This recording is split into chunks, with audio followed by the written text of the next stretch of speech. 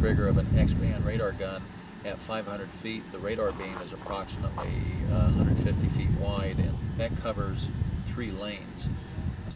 The problem is that if there's multiple cars with a radar gun, then the policeman has to make a subjective decision, an educated guess as to which vehicle is driving faster than another vehicle. And that's always an argument that a customer can use if they have to go to court for a speeding violation. On the other hand, if a policeman has a laser gun, the laser is actually emitting a very narrow beam. It's a circle, 18 inches in diameter. It is a pointing device. It's aiming at one vehicle. Let's say the policeman was waving the laser gun a little bit and the beam managed to come up in the windshield. If it did, he's aiming the beam at me. He already has my speed, so a radar detector is not sufficient to detect laser. You need a laser jammer that will detect it down in the grill, which is what we've done with this vehicle. And when that laser signal comes in, the laser jammer will detect the signal, alert me. I will naturally begin to adjust my speed. After a few seconds, I will shut my laser jammer off. At that point, the gentleman with the laser gun would detect my adjusted speed. But the laser jammer is our protection to give us a little bit of time to adjust our speed. Okay? That makes it a total stealth vehicle. So we have radar detectors that are total stealth, and we have laser jammers that are very stealthy also.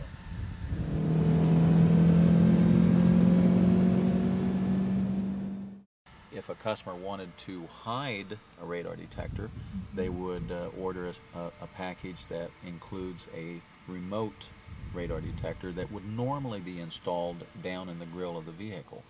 The problem with that is that when you're outside the vehicle and you lower the radar detector towards the road surface, you're reducing the performance of that radar detector. But in order to get a hidden radar detector, that was the only way to do it. Last year, we conceived of the idea of using a package that we coined the radar detector visor holder. And that's this little package up here where we actually take a remote radar detector, and rather than installing it down in the grill of the vehicle, we actually put it up in the windshield where you double the radar detection performance. But if you think about it, this is completely hidden. Nobody would know that you have a radar detector up there. You could have your technical papers, etc., sitting on one side, and you can have a radar detector sitting on the other side. You get best performance. The radar detector cannot be seen. It's electronically invisible, and the cost of installation now for this remote radar detector is essentially zero.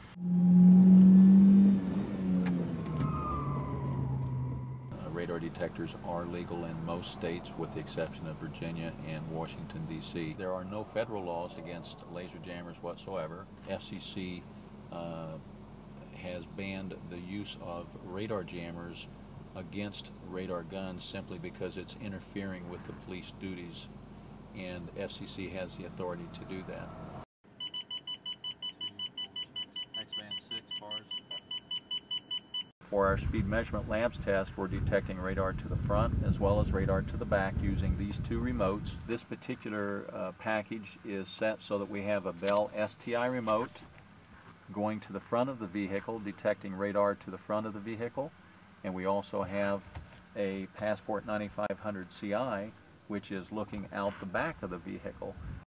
One of the wonderful things about a Bell STI remote is that it has a new program called KA Segmented Programming, and that allows a person to program for any new radar frequencies that come out, such as the new 34.6 gigahertz K-band frequency just recently came out as part of a photo speed trap. So all the new radar detectors that are operating at 34.7 will have difficulty detecting that 34.6.